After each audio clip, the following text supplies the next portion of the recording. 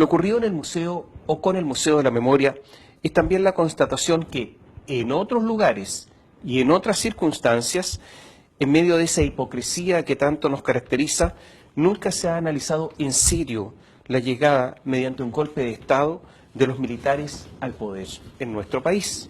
La razón es posiblemente la cobardía de no ser políticamente incorrecto y de la falta de cierta rigurosidad histórica diluida por la ideología imperante. Han pasado tantos años que además posiblemente sea de poco interés público. Digamos algunas cosas, desordenadamente, que son elementos a considerar. El gobierno de Eduardo Frei Montalva llegó al poder con la idea de frenar el marxismo. Recordemos que en ese tiempo había Guerra Fría. ¿Con la ayuda de quién? De la Iglesia Católica, en ese tiempo muy poderosa. Y también con la ayuda del gobierno norteamericano. El gobierno norteamericano financió la campaña de Eduardo Frei Montalva. El gobierno de Frei fracasó porque entregó el gobierno a quienes justamente pretendía combatir. El gobierno de Frei realizó una reforma agraria, posiblemente necesaria, para que hubiese menos concentración de la propiedad agrícola y por lo tanto más propietarios. Pero lo hizo robando, y la palabra que uso es la correcta, robando los predios, porque se apropió de ellos sin pagarlos. Y aquí son responsables Eduardo Frei, Patricio Aylwin, entre otros. Y naturalmente que eso provocó rabia infinita al verse despojado muchas personas, como le produciría a cualquiera de ustedes si es despojado de algo.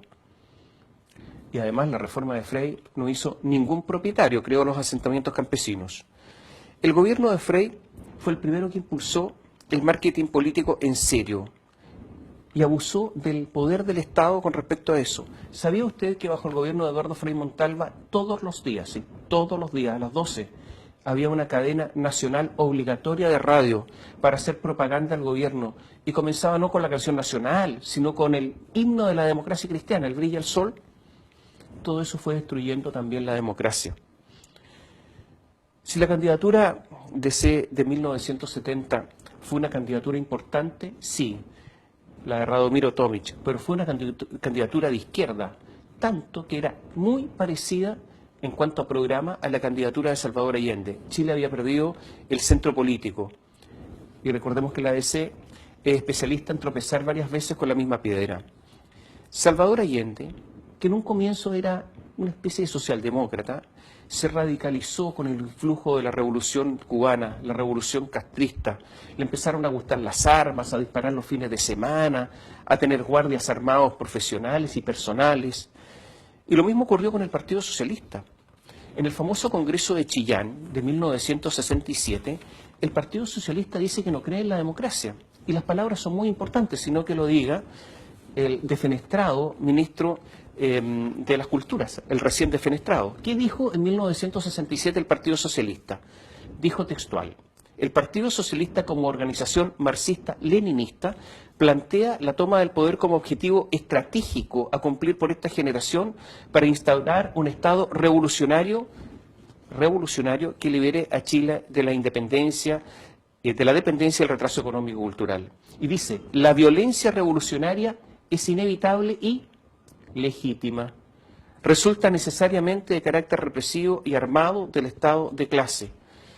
Las formas pacíficas o legales de lucha, reivindicativas, ideológicas, electorales, no conducen por sí mismos al poder.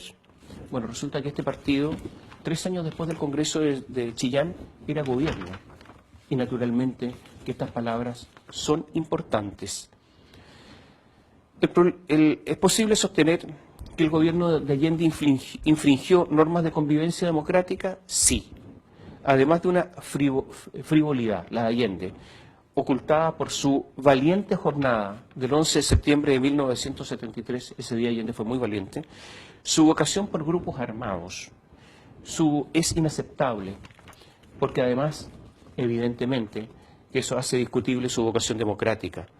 Bajo su gobierno no se cumplían los fallos judiciales. Los decretos rechazados por la Contraloría por ser ilegales se convertían en norma obligatoria a través de decretos de insistencia, que debiendo haber sido la excepción se convirtieron en la regla. Y las industrias y las empresas eran tomadas por militantes del régimen apoyadas por un antiguo decreto, olvidado, dictado además por una efímera dictadura, y que era aplicado además en forma deshonesta, todo esto apañado por un prestigioso jurista, don Eduardo Novoa Monreal. ¿Esto provocó odio? Evidentemente. ¿Odio de los propietarios? Sí, evidentemente. Esta invocación torcida de una ley espuria. Porque si de letra chica se trata, ahí sí que hay un ejemplo grande en la historia política chilena de la letra chica. Bajo la Unidad Popular había gente que se tomaba antejardines de casas de clase media con el apoyo de la autoridad, porque la autoridad nunca reaccionó frente a esas tomas increíbles. ¿Politizó Allende las Fuerzas Armadas? Sí.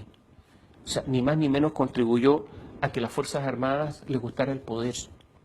Nombró al comandante en jefe del ejército, un militar en servicio activo, ministro del Interior, o sea, jefe político de su gobierno.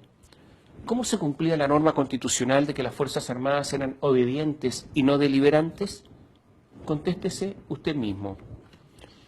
¿Hubo amenazas de dirigentes de la Unidad Popular de alterar el orden democrático en su favor? Sí, y muchas. ¿Intervino Estados Unidos en la política interna chilena? Sí. En el atentado que grupos de extrema derecha, en el que asesinaron, por ejemplo, al general de ejército René Schneider, que era comandante en jefe del ejército. Ahí intervino Estados Unidos.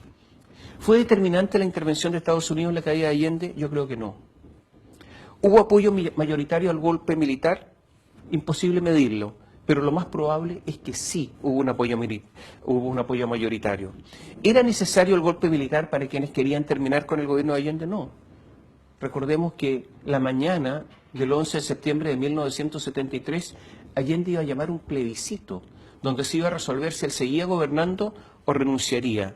Y ese plebiscito lo iba a perder. ¿La izquierda ha hecho una autocrítica en serio sobre lo ocurrido? No, para nada. De hecho, reacciona violentamente cuando alguien osa criticar, aunque sea débilmente, a Salvador Allende. A las pocas horas del golpe militar, personal del ejército comenzó a torturar, porque les enseñaban en las academias militares a torturar.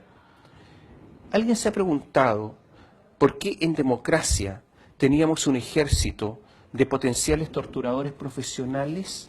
¿Y por qué ocurrió eso? No, nadie se ha atrevido a preguntárselo. Todo lo dicho, incompleto y en forma desordenada, es verdad.